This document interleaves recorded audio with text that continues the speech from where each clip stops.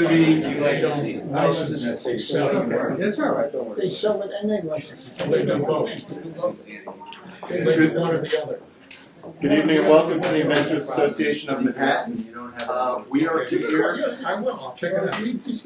to help you, Richard, and this gentleman, make your inventing process and journey that much more efficient.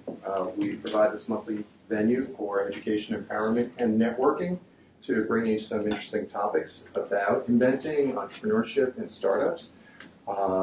We are kindly hosted here at Troutman and Sanders. Our host is in the back, Mr. Louis Del Judas. Thank you, Louis. And so the format of the evening is that we start with a speaker. This evening it's going to be Pia Silva from Worstofall Design, which is great branding, I think, and she's going to be speaking to us about developing what she calls badass branding. And we'll do some Q&A and then break it around 8 o'clock, and we go into pitching panel. And pitching panel is our version of Shark Tank to help give aspiring inventors or established inventors or other businesses an opportunity to get some exposure and feedback on their invention, their businesses, their ideas. And we do that in a very collaborative way. There's no aggressiveness or anything. We're just here to help them figure out better ways to do what they're doing. So, welcome everyone. We also are supported by some professional members, people who help the association, such as Mr. Gordon Perry. Please stand up and say hello. Hi. Hi. I'm an industrial designer. I do product design, engineering, love to work with inventors, so if you'd like to work with me, please come up and talk with me. Thank you. Thank you, Gordon. And Louis, why don't you stand up and just speak quickly about what you do? Evening, Lou Del Judas. This is my firm, Troutman Sanders. I'm a patent attorney. I've been doing it for a very long time. You can tell by the black, not even gray. Always willing to help, always willing to chat with somebody. There are other professional attorneys that are part of the membership, but I think I'm the only one here tonight.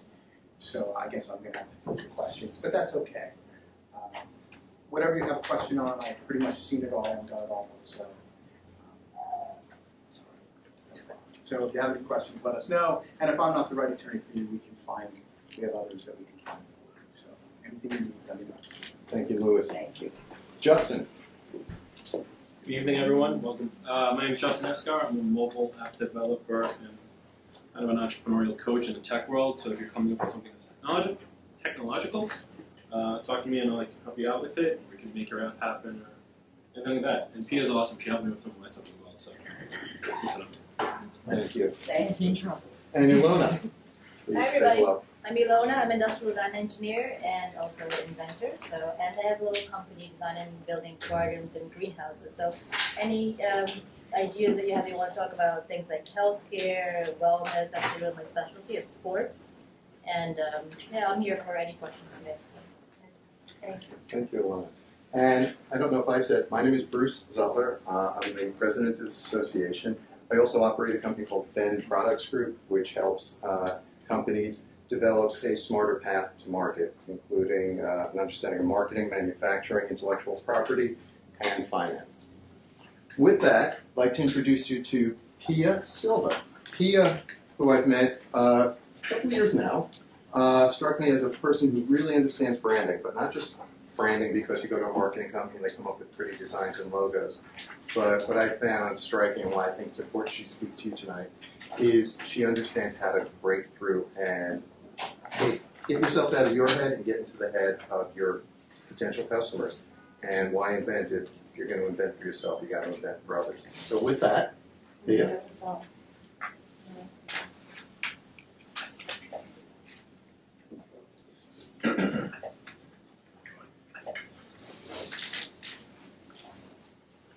Thank you.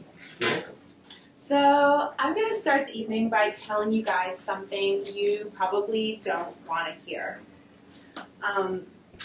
Nobody cares about your product. Nobody. Maybe your mom, maybe your friends pretend to care. But generally, nobody cares about your product. And that's not because your product isn't amazing. I'm sure your product is actually incredibly inventive. Maybe you improved on a product that already exists, and the world needs to see it. But nobody cares because we have too much going on in this world. Too many things and too many choices and not enough time. And when there are too many choices and not enough time, we ignore things.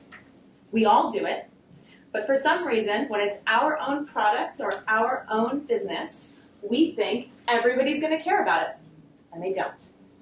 So let me give you an example. How does this work? Oh, did you put the dongle back in? I'll just put it here. Okay. So, how many people here stopped and looked at the cab downstairs on your way in? Anybody? Probably not. We see thousands of cabs every single day. There's no reason to stop and look at a taxi cab. But what if you saw one of these old taxi cabs? That's kind of cool. Maybe you give it a half a second look before you mosey on your way. It's a little different, it's a little interesting. Maybe you think about it, maybe you don't. It's definitely more interesting than the cab before it. What if you saw a DeLorean taxi cab? You'd probably look for another second or two. Some of you might even look for a while. Some of you might even walk away and keep thinking about the DeLorean taxi. Maybe it reminds you of another time in the 80s when you thought that was crazy and cool. Maybe it reminds you of the Back to the Future movie, one of my favorite movies. Regardless, this thing is badass. This is something different that you've never seen before, and it makes you stop and think. It's noticeable, it's memorable, and it's something you might talk about later. So, my name is Pia Silva, and my company is Worstofall Design, and we create badass brands to be noticed, remembered, loved, and shared. Essentially, we turn taxis into DeLorean taxis, because that's how you get your product out there in a sea full of same, when nobody has enough time to care about your product. This is how you get people to care about your product. So the name of the talk is Who Cares? How to brand a product people actually want to buy. You took out actually. I put actually. We had no room in the title. Yeah, no room in the title. People actually want to buy your product. And I lied. I can't actually teach you how to brand your product and create a badass brand in a talk like this. But what I can do is tell you some insightful ideas and try to change the way that you think about what branding is, and hopefully inspire you to think about the brands of your products in a different way.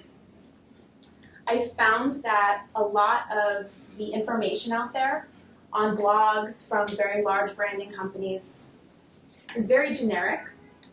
There's a lot of jargon, and it's very difficult to apply it to your small business. Ideas like the definition of a brand. It's an emotional reaction to your company. It's an emotional experience with your business. That is 100% true. But what are you guys going to do with that information? It's too ambiguous. I have seen time and again businesses come into my office and talk about this emotional experience and then apply it completely incorrectly because it's not actionable. So what I hope to do today is give you different ways to think about what a brand really is. I'm not going to give the generic, hopefully, not the generic talk about what branding is. I think there's a lot of information out there like that. I'm going to try to show you a different side of it, and hopefully that will inspire you to think about your product a different way. So I'm going to touch on 3 points. Don't be Ralph Lauren, be Ralph Lifshitz. Narrowing, no pain, no gain. And why is better than what. I'll explain what those mean in a second. Don't be Ralph Lauren, be Ralph Lifshitz. Why you should never emulate the big dogs, and if you do, they will crush you. Almost every single person that comes into our studio mentions one of the following 5 things. Nike, Apple, Google, Ralph Lauren, and Starbucks. Everybody loves these 5 brands. And they are very impressive, lots of money, they're everywhere, ubiquitous in their spaces. But the problem is that you are not them. You are not them right now. You might be who they were 30 or 40 years ago when they started, but you're not them now. So if you try to emulate them, you will be going up against them and they will crush you. Ralph Lauren started his company in 1965, I think, and he was selling ties. That's it. High-end ties. They were wider than the ties that were in fashion at that time, and he was selling them out of the back of his truck. Now here we are, 40-something, 50 years later, and this is a public company worth billions of dollars. It wasn't a straight shot from ties to lifestyle brand with all different levels of price points. It was a long and arduous road. When he became a public company, he was totally bankrupt and in debt. That was his only way out. But when people look at Ralph Lauren, they say, I want to be Ralph Lauren, so I'm going to create a brand that looks like that, and then I'll be that. I think that's really misinformed and unfair, especially because when branding companies usually talk about branding, they give examples like Ralph Lauren as the emotional experience. And they talk about how Ralph Lauren doesn't sell clothes, it sells status. And that's true. But that is not going to be helpful for anybody in this room, including myself. I'll give you another example. Zyko. Have you guys heard of Zyko? It's blown up recently. Zyko is a coconut water. This ad with Jessica Alba is plastered all around my neighborhood in Williamsburg. They bought out the Bedford L stop. It was all over the subway signs. This ad is like a huge billboard next to the Wythe Hotel, like in a very hip, populated area. I have people come into my office and give me lines like "Crack Life Open" and say, that's great. Isn't that a great brand? And it makes sense here because this company is going for everyone. But the reason that they can do that is because they spend hundreds of millions of dollars on their ad campaign. They're going for everyone because they can. I think the equation is you have to see something 7 times before you even notice it. So they are spending so much money to make sure that you see this at least 7 times so that you become familiar with the product. Now 8. What? Now 8 times. Now 8 times? Yeah, probably, No. yeah, it's probably increasing. Oh, yeah. Yeah, I'm not trying to do it. They are playing a different game than you are playing. They are saying that when you go to the store, maybe just to get a beverage, but definitely if you go get a coconut water beverage, because you saw this ad enough, you'll be more inclined to buy Zyko over a competitor. That's the game they're playing.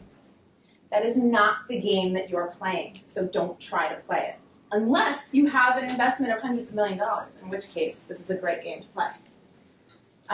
The reason they have that much money is because they were purchased 4 years ago, maybe even less, by Coca-Cola. But when they started 10-ish years ago, the guy who started it was an athlete, and he sold this as a natural hydration drink for yogis, people who do yoga. That's really specific.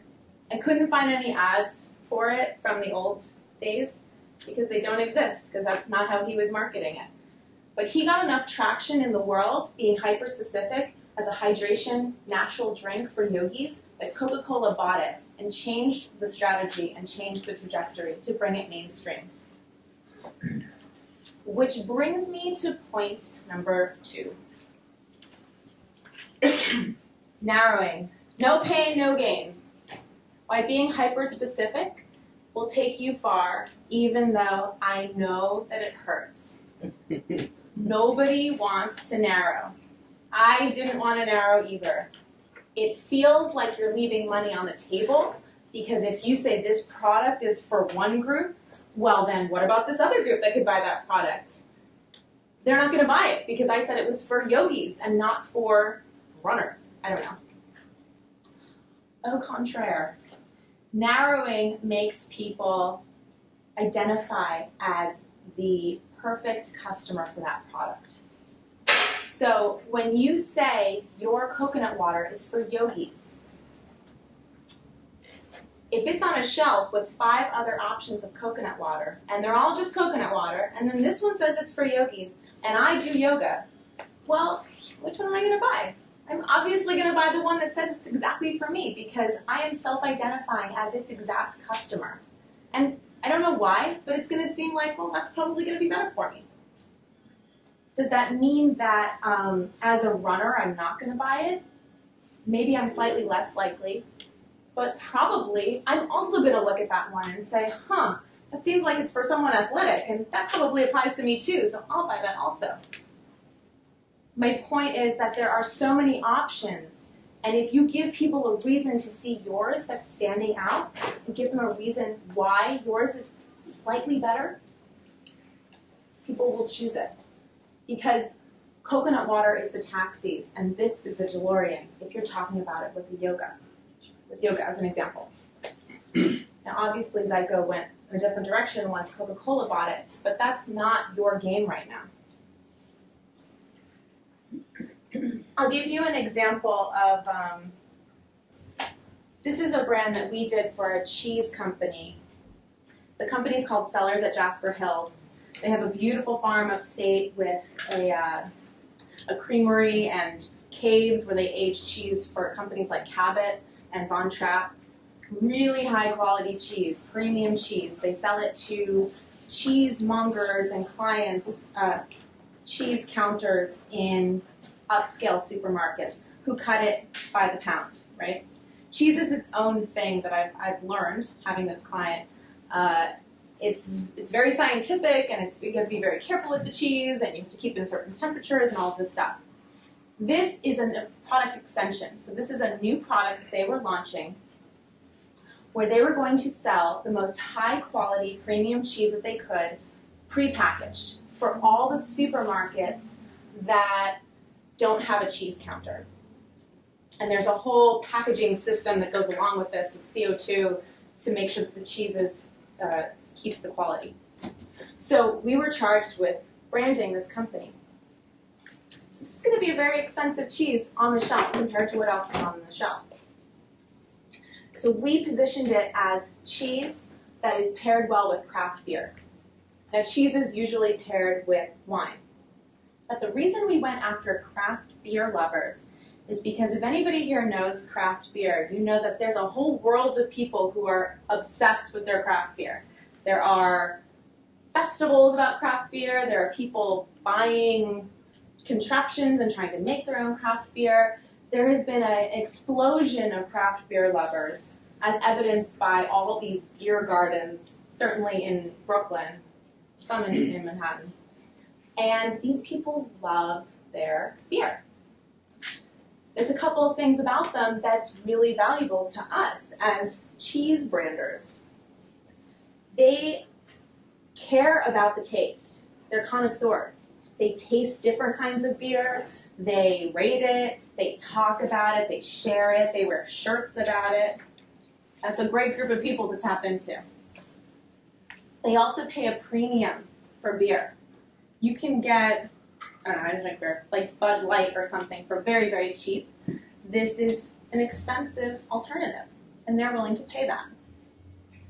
Those two characteristics are exactly the characteristics that we're looking for this cheese, because it's not as cheap as the other things on the shelf. And it does have a high quality, and it requires a certain taste to want to buy it. It's not a cheap block of cheddar. So by positioning it and pairing each flavor with a beer, what we're doing is we're letting people who like craft beer self-identify as their customer. So when this is on the shelf next to a whole bunch of other cheeses that are just cheese, and I've got my sack of beer in my right hand that I'm about to spend 20 bucks on a 6-pack on, and I see this cheese, well, I just might be curious. Certainly if I'm looking for cheese, I'll pick this one over anything else. But not just that, if I'm a wine drinker, I don't think I'm gonna not choose this because it says for beer. Oh, it says for beer, so that's not me. Quite the contrary, I'm gonna look at this and say, this is something that is for people who have a certain level of taste and care about quality. So they might try it too. The point is, this is something that our client could have said, well, no, I don't want to alienate all the wine drinkers. And that's something that most people that we speak with get scared about. The other thing about narrowing that's really, really valuable is it increases the value of your marketing dollars exponentially. And the reason is, if you're marketing to everyone, where do you market? How do you spend your marketing dollars?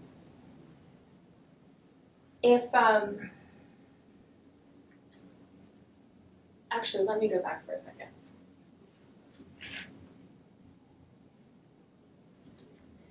Your product on the shelf is not how you're going to market your product, right? Everyone wants to get their product on the shelf, but just getting on the shelf is not going to be the way that people see it.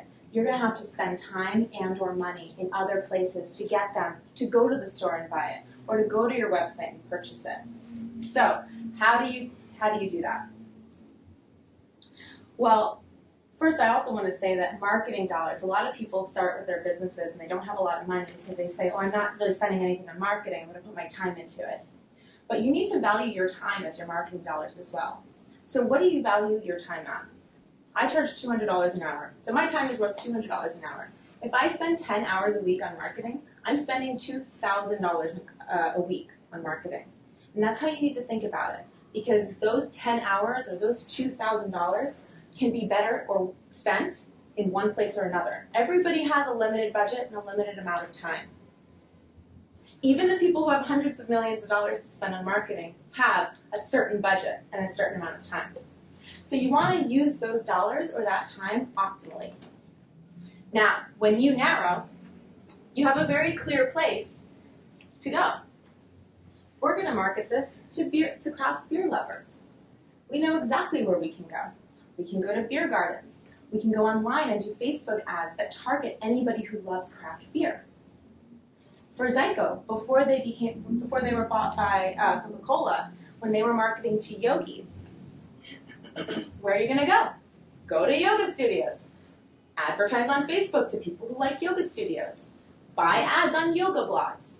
It's very specific, and when you spend your time or money in those very specific places, and then you position yourself as the coconut water for yogis, or the premium cheese for craft beer lovers, every person that you see is going to be that much more likely to be interested in it or buy it, because they see that product as being made for them.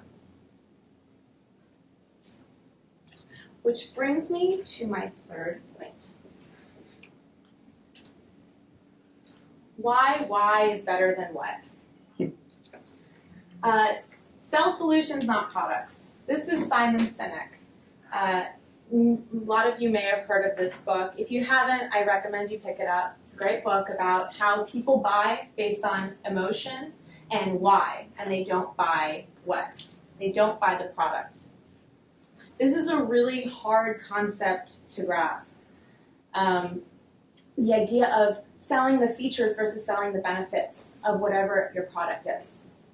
So most things about your product are going to be the features. When you list out what's so great about it, oh, it's organic, it's biodegradable, it's faster, it's, I don't know, fill in the blank.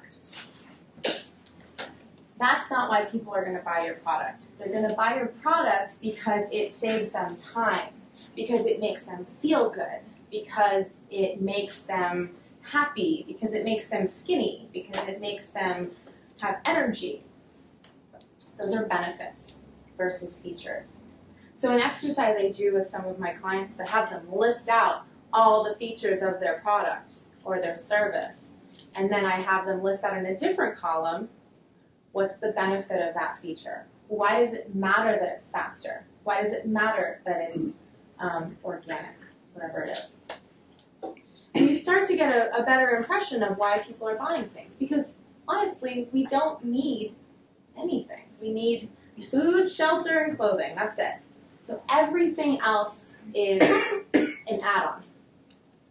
And we have so many options. So what's the benefit to me? Who cares? And this is the big one. Why should I care?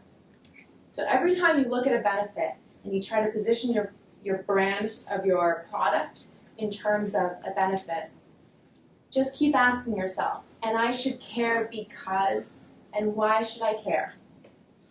It's a harsh reality, but the people who get this right kill it. And most people don't do it, and they don't believe it. But I'm here to tell you that all of the big companies that are successful and all of the small companies that are successful, every single one I've seen is selling a benefit, an emotion, an experience. They're not selling a product. And for us as consumers, and you can start to look around the world and notice this, look at the product outside of the brand and see if it's really as great as it feels. There's a company some of you may have heard of called Nasty Gal. It's a really big e-commerce website. They got like $100 million investment after this woman built the brand and built a following over a few years on eBay. And it's called Nasty Gal. I mean, it's definitely outside of the normal kinds of e-commerce clothing.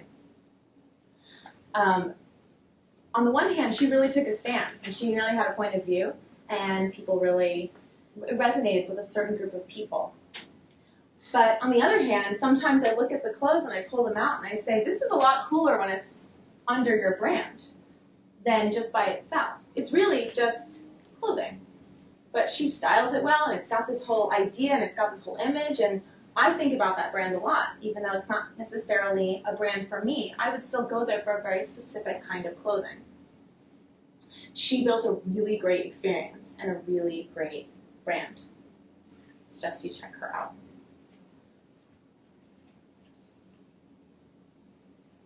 So this is an example of a brand we did recently for Banish, the only antimicrobial sponge. This is another way to approach the why. Sometimes you're solving something and you're providing a solution to a problem that people may not know that they have. So in this case, did you know sponges are 200,000 times dirtier than your toilet? Some people know that. Actually, moms know that, and that's why we called them out. Moms know that sponges are 200,000 times dirtier than your toilet. Yeah. Yeah. So we lead with the problem, and then we provide the solution. It's a very different experience than leading with, we have the only antimicrobial sponge. Our sponge doesn't grow bacteria. If you read down the website, and you guys feel free to check it out because we're doing a whole campaign with them in the next couple of months. The inventor, John Wilson, doesn't want his kids to get sick and doesn't want your kids to get sick.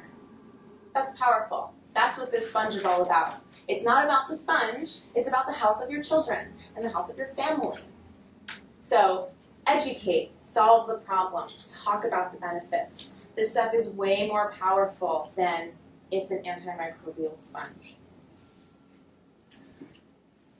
I don't think I have another example there.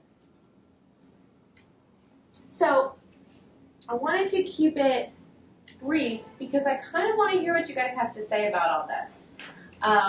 I assume and hope that a lot of this is not necessarily new information, but that it's being presented in a very new way. I'd love to get some questions and kind of have a conversation for the rest of this presentation and see what you guys think. Thank you, Pia. Yeah. So when it comes to packaging, a lot of times when you're going into retail, you have to stick within certain boundaries, size and things like that. You know, like I'm kind of at that point now where I'm trying to figure out, like, do I want to make my case like fluorescent pink, or do I want it like a cool, sleek look that doesn't necessarily pop off the shelf? Anything, any words of wisdom in that, at least in generic terms on packaging? Sure. Well, I would go back to the question of who is it for. I mean, specifically in my product, the phone case for security-minded individuals, right? So, at the same time, when you're buying a phone case, you kind of want to get something that has style, right? Is yours the one that has the... It is, yeah. Yeah, okay. Nice. So yeah, I'm kind of battling that now. Like, I want everything that I do to have a sense of style and design, while at the same time being like, this is what I do. You know? Right. Everybody wants the pop.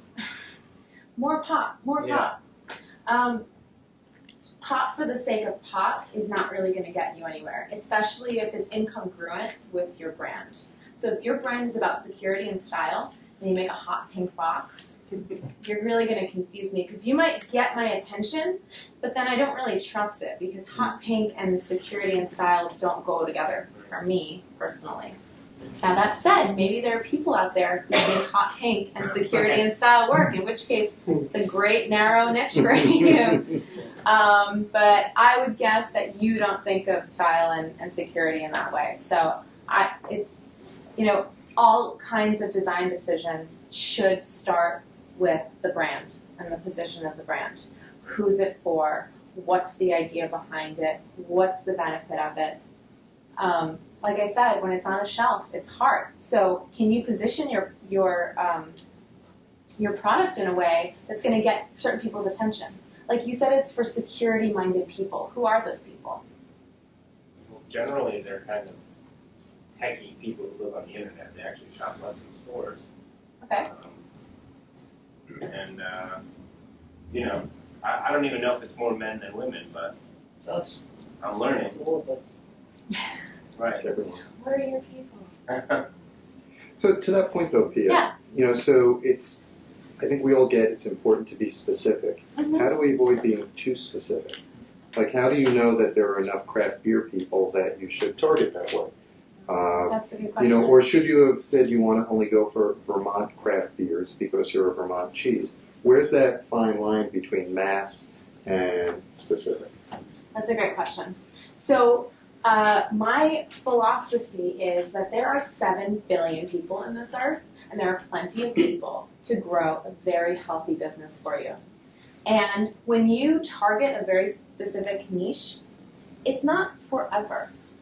It's for now. And why would you handicap yourself by trying to be for more people and making it harder to access those people? My recommendation, especially because I assume, and again, like this lecture is not for people with huge budgets to invest. I'm making an assumption that you don't have hundreds of thousands or millions of dollars to spend on advertising.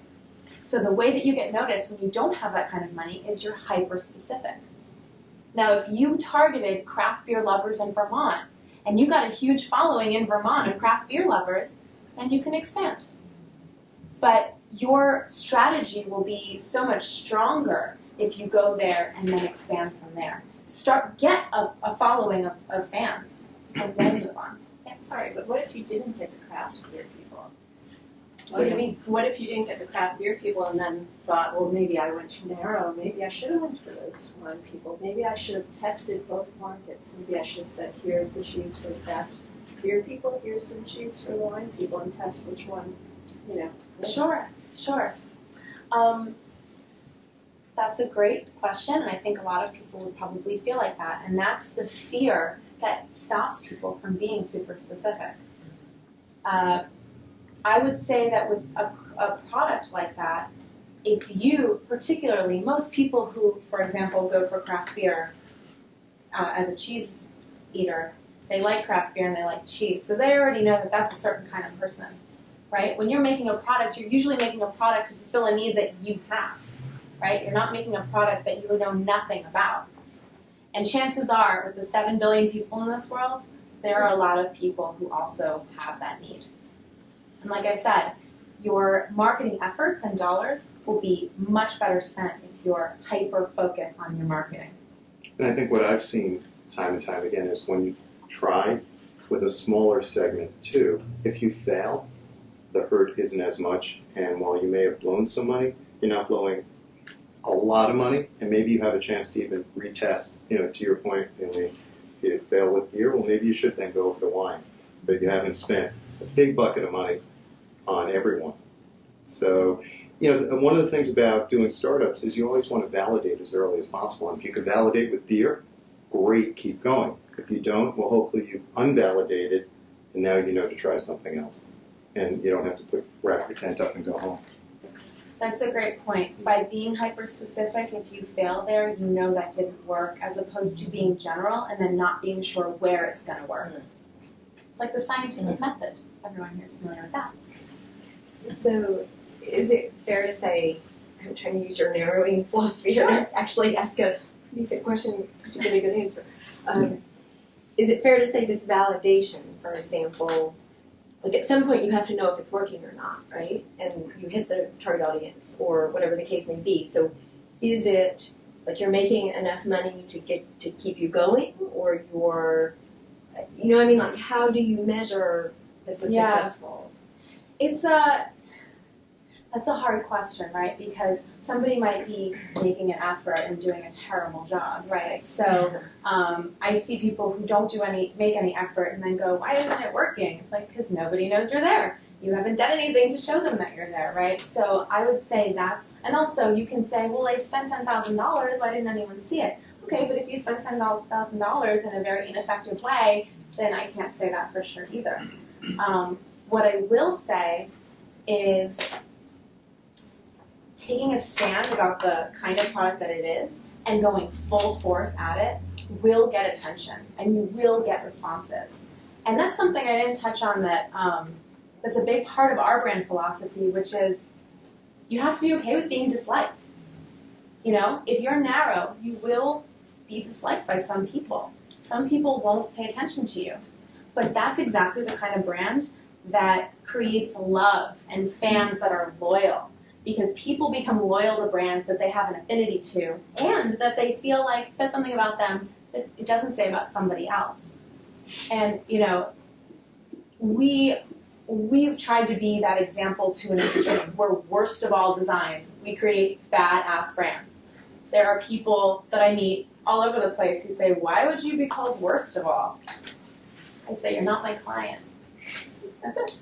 Because my client says, "Oh, that's a badass name." I say, "Thank you," and then we talk, right? So there's an experience where when some people don't like it, I actually see that as a very positive thing. That means that there is reaction to it. So when you talk about emotional experience, I don't care if it's positive or negative. I just want you to care about it at all. When you walk by the taxi cab, you get nothing from it. So yes, I think so.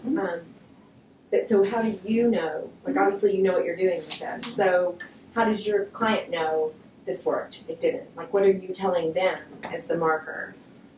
Yeah, I mean it's an evaluation of the kinds of tactics that are being used and whether or not they're working. I'll tell you from marketing in general, marketing is not an exact science. Actually, it's a trial and error that eventually becomes something that you can actually have data on. So what I tell people, because usually people don't want to spend money on marketing, and this is a really fascinating conversation. I saw someone speak, he's a digital marketing guy. He said, if for every dollar you spent on marketing, you got $2 back, how much would you spend on marketing? Trillion. $1 billion. You'd spend everything you have. You'd spend everything and you'd borrow as much as possible, right? So why don't people spend all their money on marketing? Because they don't know how to spend $1 to make it 2. But that's because they haven't figured out what they're supposed to do to spend $1 to make 2. And that comes from testing and trial and error. So if you put energy into a couple different kinds of marketing, and some work better than others, Then you take the money out of the parts that don't work and you try something else and you keep going with this one. Maybe you fine tune it. You should always be able to get to a place where you can find dollar for dollar, this is how much I spent, this is how much I get back. Because once you find that, first of all, that's value in your business. When you talk about like businesses that you can sell, that's incredible value. Because when somebody buys your business, if they know exactly how to market your business, for every dollar turns into two, that's huge. But you hear them on Shark Tank talk about this all the time. What's your cost of customer acquisition? So if you spend $5 to get a customer, how are you going to turn that into dollars that are going to go to the top line? And that's called scalability. So now instead of spending $5, you spend $500 or $500,000. You should be able to predict what your growth trajectory is going to be. So, and you don't jump to $500,000 right away because you first need to validate and understand where to spend it the most efficiently. Thank you. And by the way, just another quick thing. What's the difference you see between marketing and sales? Because a lot of people get confused with the difference in the investment that marketing is versus now I'm selling. Do you want to talk about that? With products, I think marketing is getting your name out there, getting recognition, creating that experience. Sales can be more direct and actually create the experience where people buy. They're obviously interrelated, but your marketing dollars can ultimately be tied to your sales. They're just not as direct as the money you spend on actual sales efforts. That's your question. You and then you. Okay, hi. Hi. Thank you. So if you have a very small budget and you're just getting started, can you really do it on your own, all of this, or does it help to take some of your budget and allocate it to someone like yourself? You know, can you do both to save money, or should you just do it on your own, or get a loan, or what do you suggest? It depends how good you are. I think that these principles are very simple. Yeah. They're just not very easy. In fact, simple is very hard to achieve. But if you hit it correctly, your answer should be very, very simple. So whether or not you can execute that yourself or you need some help to do it is not my place to say. I would say that it would behoove you to spend a good amount of time thinking about this and trying to find a place where these things might apply to your product. Do as much of it as you can. You can try to get help at points of it, maybe, without doing the whole thing. On the other hand, I would say that we do a lot of service-based businesses, and it's a little bit easier to see the ROI on a service-based business because they're selling face-to-face all the time. But the investment is immediately recouped because being able to be hyper-specific and brand yourself in a way that people makes it much easier for people to buy immediately shows results. Now with a product, it's a longer game, but ultimately if you don't do it and then nobody wants to buy it, then it's a waste of your time. So what, I apologize, I was a little late, Metro North. But a brand is what exactly? It's a specific, it's who you are. I mean, yeah. So I kind of started by saying that the general definition is that it's the emotional experience that people have with your company. okay. Whatever you do with that information, good luck. I don't think that really helps anybody, but that is the idea. When you experience branding, you see that it's not very easy to define. Yeah. Yeah, how do you feel about I've once heard that the definition of a brand is what people say about your product when you're not in the room. You know, is that kind of emotional connectivity, or? Sure. I mean, it's the experience people have with your company. It's what people think of your company. The brand does not live in the product. The brand lives in the mind of the consumer. So the brand is what people think of your company. It's not what you think of your company. And that's a big hurdle for people to understand. Why should the consumer care, not why should you care? Of course you care. It's your product. So, I mean, what people think about your company when you're not there, sure, that's the experience that they've had. And to that point, people are going to think something about your company. If they think something, they're going to have whatever reaction they have to your business, your product, whatever. Now that reaction and that thought can be something that they come up with, or it can be something that you tell them to think. That's branding. Tell people what to think about your company. Tell people what to think about your product, because if you don't, they'll think whatever they want, and it won't be as good. I promise. It's an opportunity. At what point in the invention process do you think it's advisable to start thinking about branding? I think you should be thinking about it the entire time, but when you are actually, probably when you start designing, and definitely before you start actually designing the brand identity, the logo, the website, all of that. Depends what your product is, but after the engineering, before the ID. Yeah, I mean, the design of the product might be a really big part of the brand, right?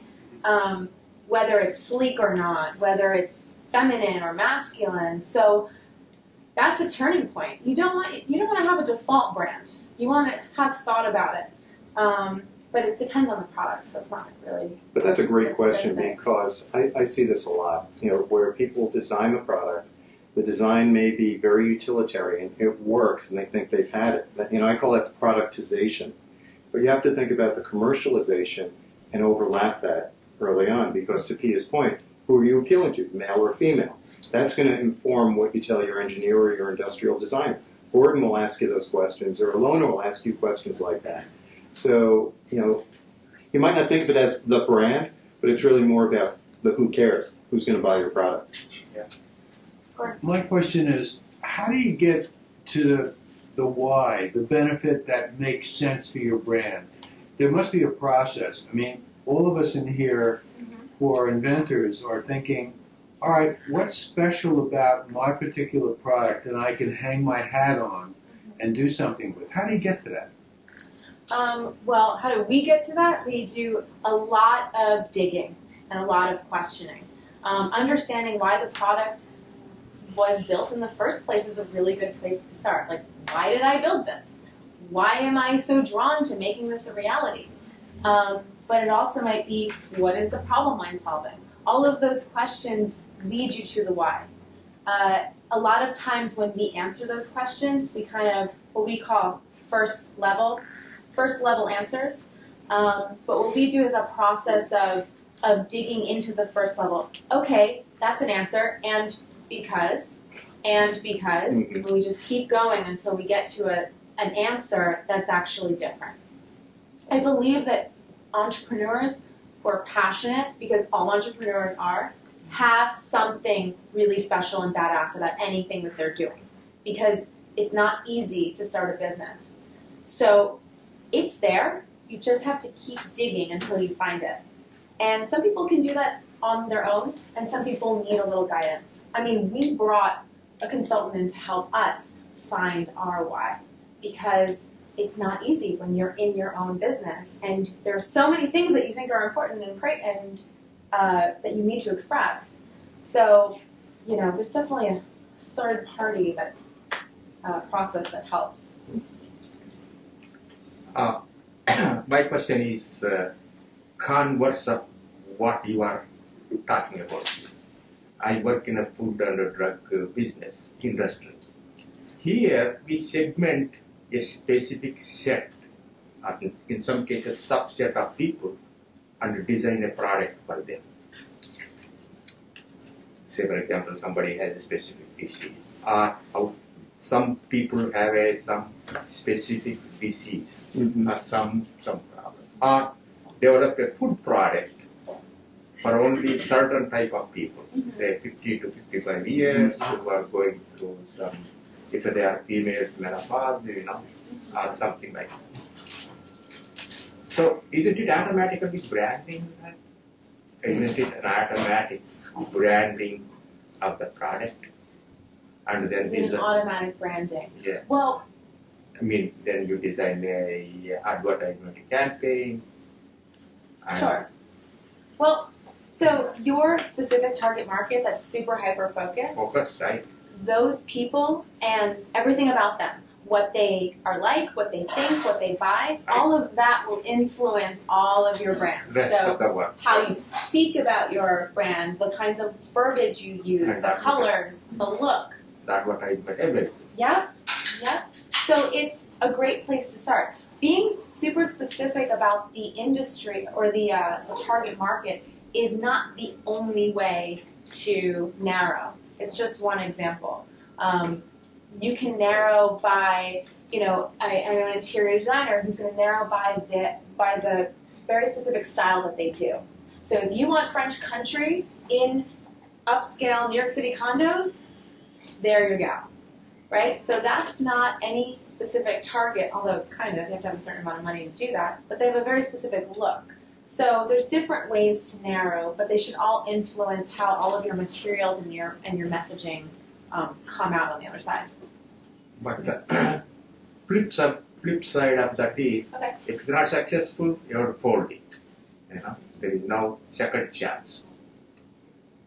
Well, I guess that would be if you're talking about a drug. Yes. Does the drug actually work? What? I'm not. So there's a difference between function and efficacy, Right. and how you communicate to those people that it might be useful for them to take this drug. Right. So That's what I'm saying. I think what you're saying is you're smart for focusing on who you're designing for. If the product is not successful, then you have to fold it. There is no second chance. In other words, you can't go and amend it, well, they can amend it, but then somebody might have come up with a similar product. Right, unless you're Viagra and they designed it for some problem and they found another interesting solution. So to add on to your niche marketing, a great tool to use, just to share with everyone, is if you go to Facebook and you go to take a Facebook ad, you don't actually have to pay for the ad, but Facebook has something like a couple billion people on it, and it allows you to target by like interests, and you can see how many people like a particular interest. So if you're, let's go back to the Zico for yogis, one thing you can do is say, I'm looking for men and women between this age and this age from this country and these other countries who are interested in yoga. And that 15 billion people on Facebook is now down to 300,000. You could use that as a validation tool to see if that market's even big enough or if you're going too niche. And it's free to do that as long as you don't actually buy the ad. It's not hard to add my process. Yeah, if you go to facebook.com/ads, it's all there. Was that like the Google keyword selection tool? It's kind of like that, but it's a really easy, like, you just type in, like, what you want, what interests, and it just populates, and it gives you a live number, like, right there. That is cool. And you can input multiple interests, so you can Yeah, do 1, 2, 3 things, and it'll add up the total. Right, so, like, let's interests. say with, like, they wanted water drinkers and yogis and people who like blue shirts. Like, it adds all those things together to give you how small of a niche, and you can play with it to see like where your target is. And then assign your budget accordingly. Yeah, that's if you want to go through a penny for it, sure. I wondered if you had, getting back to your cheese design, if you had any kind of specific on your sort of front of box strategy, like you kind of hit craft beer on the front and weak slogan, didn't say off the knife or something, but there was something original, there was some kind of association, like, do you have parameters for the front of box? Well, we chose blue for this box because a lot of cheese packaging. The brand is actually red because a lot of cheese isn't red, so we wanted it to stand out. But then we had other flavors in different colors. But the overall block of color was our way of standing out. A lot of cheese stuff is very white and minimalist, so we wanted it to contrast with that. So whereas in another part of the supermarket there might be a lot of bold colors, here there wasn't. So there's no rule for it. You're just looking at this is competitive analysis. What's on the shelves and how do I differentiate? I guess I would say that's for product. So that you have a guideline of tell them mom on the front. You know what I mean? Well, here we were calling out a bunch of things. It's only 4 ingredients because it's a very premium cheese, so we wanted to call out the ingredients. We also wanted to call out the fact that it was something to be paired with beer, and also we put a chocolate there, and then all these flavors. So we're really playing to the connoisseurness of the target audience. So that's what we chose to focus on here. Plus the overall design of it is this woodcut, woodblock thing, because it's such a handcrafted, artisanal product that rather than, it says made in Vermont by hand, we wanted to give it kind of like a little bit of a fun experience. And there's all kinds of stuff around the box you can kind of find that tells a little bit more of the story. But do you see the cheese at all, or this covers the entire This is actually a block of whole, cheese? so that's the cheese. Oh. So that's the blue cheese.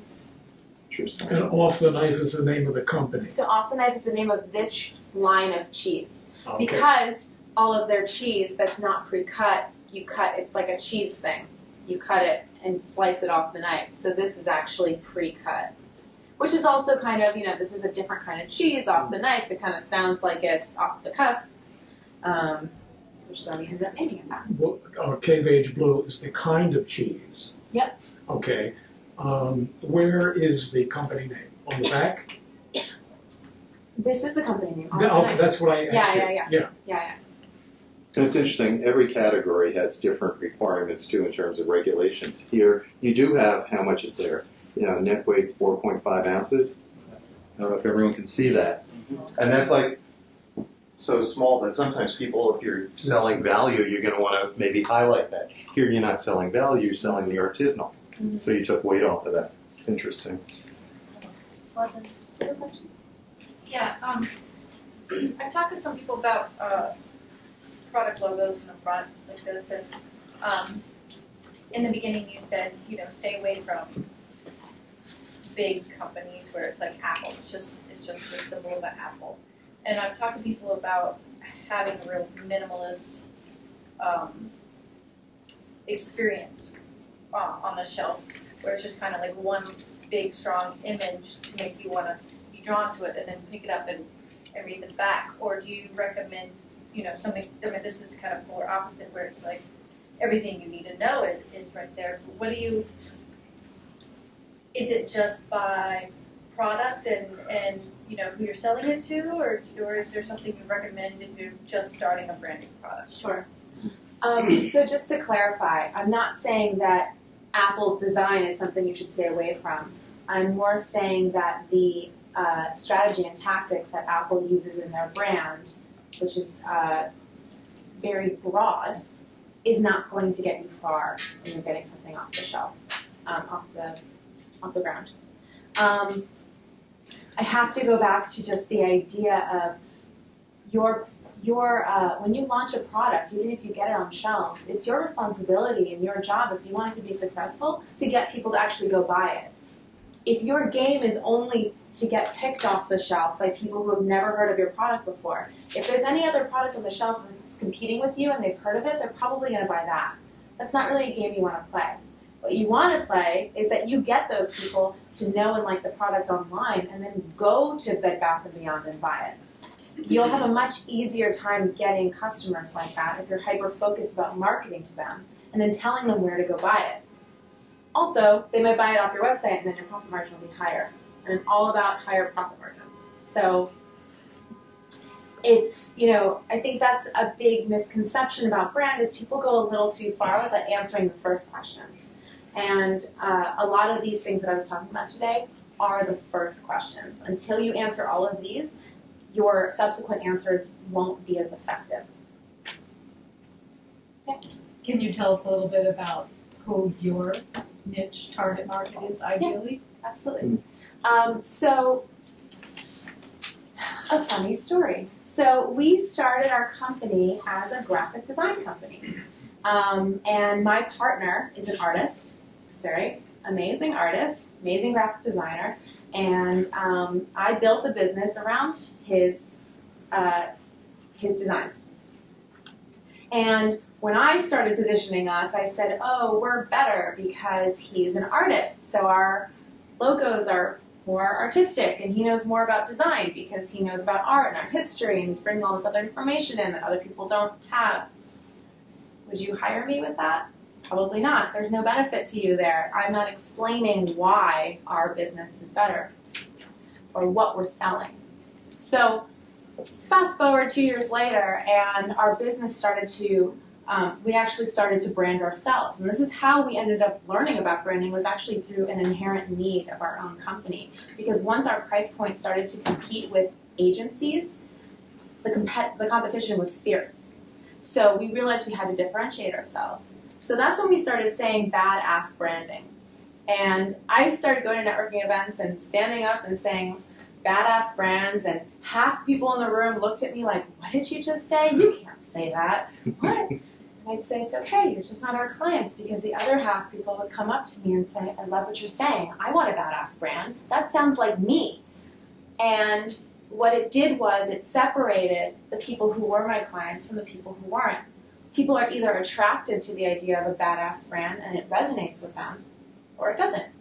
And either way, it's fine, because we can only take so many clients at a time, right? Even as a product, you can only sell so many products at a time. If all 7 billion people in this world bought your product, you'd collapse and go out of business and probably piss a lot of people off, and it would be a problem. So our niche, so we started building our business, and we were doing agency type of work, and our price point was getting higher. And what we found was we didn't want to play that game anymore.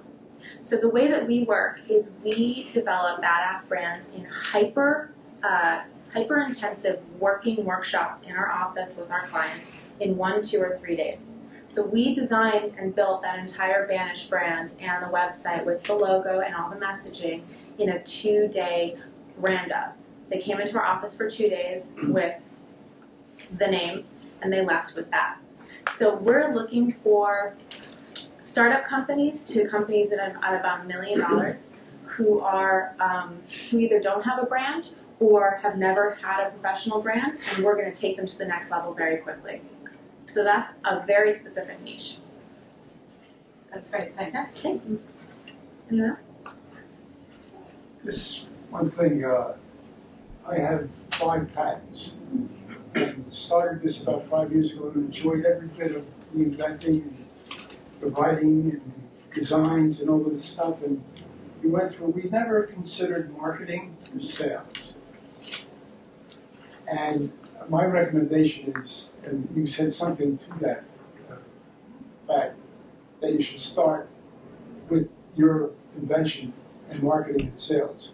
Right now, I'm in position to buy 8,000 of these things being made in China. I don't know what to do with them. I'm not a salesman. So I would recommend doing that early on, and not at the end. Yeah, that's a good point. You'll end up wasting a lot of money if you don't figure this out early on. Yeah, it's a rude reality sometimes, but as much as you might spend in thinking about design and manufacturing, you have to spend an equal amount. Some successful jewelry brand who started small but developed kind of to a bigger level. Okay. Yeah, I'm not a jewelry expert, so I can't give you one specifically. My exact problem was kind of exactly a branding of my line, so I'm thinking about the brand, logo, and website now, about all that. So how to kind of which group of people to right, which group of people to target? Okay, so first I'll tell you, you're in for a wild ride because there's lots of small jewelry designers in the city and online. They're everywhere. My advice would be to not rely on the fact that your jewelry is beautiful. That's not what's going to sell it. So figure out who you're targeting and make sure that they can afford your jewelry and pitch it to them. The same piece of jewelry could be pitched as a, buttoned up tee on the Upper East Side piece, as it could be on like a Nasty Gal type of brand with leather and, sassy boots or something. So the jewelry's the same, the brand is different. So everything you do will be determined by who that target is. So, it's a broken record. I hope you keep hearing it so it gets in your head. That's the most important, or one of the most important things. Or figure that out. Pia, I encounter a lot of people who whether it be jewelry or other things that say, oh, I want my brand to be me, your name. Mm-hmm. Do you advocate that or suggest otherwise? I think it's perfectly fine for your brand to be you if your brand makes sense with the thing that you're selling, and also if you realize that you, the brand, is not you, the person. So the trap that people get into when they make their company their personal brand is that they make their brand as multifaceted as they are, because we're all complicated human beings. But your brand is a snapshot and extreme version of whatever you are. So, if your brand is that you're really happy and friendly, whoever's really happy and friendly, sometimes they're annoyed and tired and rude, but their brand is happy and friendly all the time. So their brand has to be that on steroids. So it's all about being very specific about what the brand is, even if it's you, the brand, but it's a separate thing than you. It's not you, it's the brand you. And you want to make sure to separate that. I think some people have a hard time with that because they say, well, that's me too, so that's also my brand. And that's going to be challenging. Hey, Pia. So, how do you go about splitting the brand? And what I mean by that is if you're in a super hyper niche market and you're selling at one price point, but now you're ready to, sell items that are a little more expensive, and you want to, but it's all under one umbrella. Hi. Can you repeat your question? Yeah, her question was, so you want to start extending the brand and you want to start selling at a higher price point and you want it all under the same umbrella. So that's what most people want to do. I understand why. Couple things. I think it's incredibly difficult to go up. You can go down. I don't recommend it as a strategy, but if you have a very expensive item, you can have a cheaper item under the same brand, and it can work better than Target making a very expensive clothing store that's also under Target. When people do that, they just create different brands. You would I would just cut it off. There's no value in the brand that you've created because it's different than the thing you're going to sell. So your brand might be at a medium price point, and then you want to sell an expensive thing, make a new brand. Your marketing will be stronger. People will identify with it more. I don't think that the brand value of the middle market product is going to help your higher end product. Except that you might have a contact list that you can advertise your new thing to. But, I would say you'd be handicapping yourself by trying to put them all under one brand. I think it's an incomplete thought without knowing the specifics. How much higher? Also, it could be that you're now selling an upsell and not necessarily a completely much higher experience. And you could still capture your existing customer base and then offer a more exclusive finish or a different material. But it's still part of the core brand and you're getting better profitability. So you have to look at what the product is, what the service is, and is it an upsell or is it an entirely new experience? That's a good point. And you can also sell more of your product to the existing customers. So even if it's not an upsell of the quality or the kind of product it is, there are different ways to sell them additional things that still make sense with what they're buying. Actually, I have a question, and to answer the question, there's a jewelry brand company called Origami Owl. It started with a little girl, 16 years old, from Arizona 3 years ago, and she is she's now worth 250 million. What she did was she started at the mall in a kiosk, and I think actually I met her a couple of days ago, and she's 18 now. You have to make it, I guess, something specific so people would like. So Google her, Origami Owl. Origami Owl. And her story was in Wall Street Journal not long ago. But I have a question for you, for me. Does it matter in branding in regards to names? Should it be short? Should it be long? should the customer be able to pronounce it?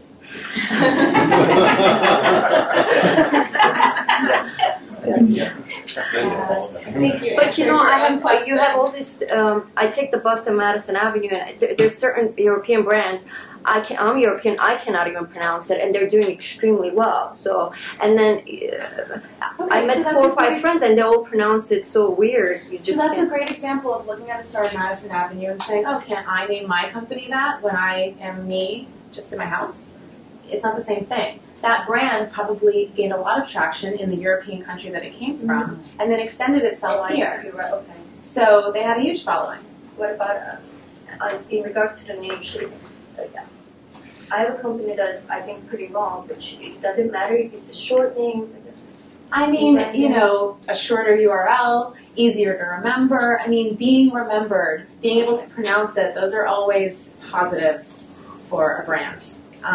If it has to be something that's long or hard to pronounce, then I guess it has to be something, but I don't think it's ideal. I once heard a rule of thumb, and if you can find it, great. 5 letters, 2 syllables. Make up a word. That's a good brand, supposedly. Okay. So, but I don't think there are any 5-letter, 2-syllable words left, and there isn't even get the URLs.